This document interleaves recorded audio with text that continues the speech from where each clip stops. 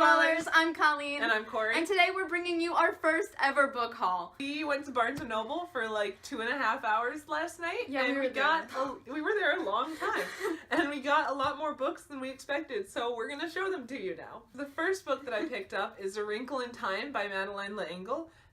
It is about Meg Murray, who is a girl whose father is experimenting with time travel, and when he disappears, she and her brother Charles Wallace and their friend Calvin need to go on a journey that threatens their lives and the entire universe in order to save him. It is going to be a movie that is coming out on March 9th, and I wanted to see it really bad, so I thought I would read the book before I went and saw it. Speaking of book-to-movie adaptations, the first book I picked up yesterday was Simon vs. the Homo Sapiens Agenda by Becky Albertalli. This book has been getting a lot of hype. Corey just read it, liked it. I liked it a lot. You liked it. And it's coming out as a movie, as you all probably know, next month on March 16th, so I wanted to pick this up before the movie came out. This book is about someone named Simon who is 16 years old and he is gay, but he is not out yet. He's been emailing someone named Blue, who is another gay student at his school, and these emails accidentally get left open in a library, and someone else from the school named Martin comes along, sees the emails, and threatens to blackmail Simon if he doesn't set him up with one of Simon's friends. So it sounds like there's gonna be some betrayal or something going on in this book. I'm not giving spoilers. Yeah, no, but I'm really excited to read this. I wanted to jump on board with the hype, and I can't wait. Hopefully I do get to read it before the movie comes out. The next book that we actually both picked up is Nevermore, The Trials of Morrigan by Jessica Townsend. Yes. It is a really hyped middle grade book. Yes, really hyped. Really hyped. That has gotten some really great reviews and looks really good. So we're both really excited to read it. Yeah, and it centers around this girl named Morrigan, who was born on the unluckiest day of the year for a child to ever be born, and she's actually being blamed for all of her town's problems. She's doomed to die on her 11th birthday at midnight. So that's not good. It's pretty unfortunate. Yeah. On her 11th birthday, she is wished away by a man named Jupiter, who takes her to the magical town of Nevermore, where she is forced to compete against other children for her right to stay. The next book that I picked up is actually one that I have read a million times before. It is The Giver by Lois, Lowry. And this is actually a signed copy, which is why I picked it up. And The Giver is about a boy named Jonas who is 12 years old, and he lives in a community that is supposedly perfect. There's not supposed to be any conflict or any problems, and everybody is supposed to be happy and well-adjusted in the job that their community has chosen for them. So each child receives their job at the ceremony of 12, which is a celebration of each age group turning 12.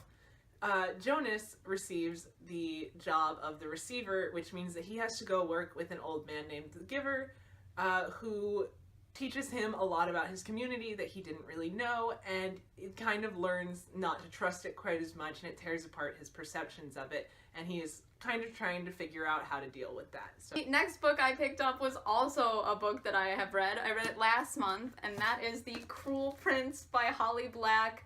This book was fantastic, but I read Corey's copy, so I wanted a copy of my own, and this is actually the Barnes & Noble exclusive edition. So it has a black cover as opposed to the other white one, and the inside has a cool little extra story in it. This book is basically about evil fairies, betrayal. It's just super dark. It's a Holly Black book. Yeah. And it also has the most Slytherin main character I have ever seen in my life. She's a mess. She's a mess. But I love her. But she's a mess. And she's like more Slytherin than Draco Malfoy. For sure. So she's pretty Slytherin. Her name is Jude, and when she was 7, her and her sisters get taken to the land of fairy. And this book takes place 10 years later, where Jude just more than anything wants to make her mark in this world. She wants to be a part of it, which is hard because she's actually human in this fairy world. So she literally does anything she can to achieve this goal. Yeah. And chaos and darkness ensues. Highly recommend. So good. The next book I picked up is The Hazel Wood by Melissa Albert, and it is beautiful. It is about a girl named Alice who has spent her entire life traveling with her mother to get away from all the bad luck that seems to follow them everywhere. Her grandmother is a famous author of fairy tale books who lives on an estate called the Hazelwood. And when her grandmother suddenly dies, her mother is taken away by a strange figure, and she has to team up with her grandmother's superfans in order to save her. So I'm really excited for this one. I think it looks really cool, and it's about fairy tales, so, you know, obviously. The last book that I picked up was a book that I actually did not know existed before I was at Barnes & Noble yesterday, because it is a new release. I think it came out on February 6th. It did. Which is The Tempest and Slaughter by Tamora Pierce. I have not read any of her other books, but she has a lot. Yeah. What I've discovered is that this is its own series, so you don't have to read the other ones, but it is in the same world, so that's cool. And I know everyone's excited about the main character in this one. This book actually tells the story of 3 characters who are actually at a school for mages, and the 3 of them are Aram, Varys, and and Ozone Layer. And the names are hard. But basically they each kind of have something of their own that they can bring to the table. Aram is the youngest in his university class, and he has a gift for unlimited potential for greatness, but this also attracts a lot of trouble. His friend Varys is very clever, and she's someone who's often overlooked, and she has kitchen witch talents, which sounds really cool. And then Ozone. He's a left out prince who has a thirst for revenge. So the story is about the 3 of them at their school, and they find out that something dark is going on with their government, and it seems to be about what they can do to stop that and whose side they're actually on. So the next one, Colleen is going to cry the entire time I talk about it. These are the last 2 that I picked up, and they are The Six of Crows duology by Leigh Bardugo. I have actually read Six of Crows, but I'm working on Crooked Kingdom, and they're both really good. I do recommend them. They're really good. Yes. They're like my favorite books. It's a situation. So both of them are about a group of 6 beautiful misfits who in Six of Crows have to work together to pull off an improbable heist where they have to break into the Ice Court, which is a military stronghold, in order to steal a scientist whose creations could wreak havoc on the entire world.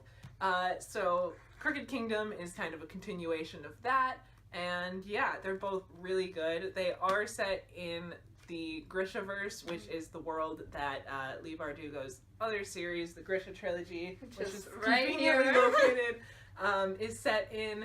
And yeah, a lot of people say you don't have to read those first, and technically you don't, because this is not a continuation of that at all. It's its own thing. But you do get a better picture of the whole world, and it is just a lot. It adds more depth. It adds more depth to it. You understand it a lot better because she does just throw you right into it. Right in there. So if you do read the Grisha trilogy first, I think it makes it a little bit more vivid, but you don't actually have to read it before you read these. But yeah. But highly recommend. Highly recommend Six of Crows. all of them, honestly. Yes. They're a good time. They're really Thank you, Leigh Bardugo. Yes, thank you, Leigh Bardugo. Well, thank you so much for watching. We are a new booktube channel, so comment, like, subscribe. Yeah. Check out our other videos that we'll try to be posting regularly. Yeah, our next video is going to be a review of The Cruel Prince, so stay tuned for that. Thank you so much for watching, and we'll see you soon. Bye. Bye.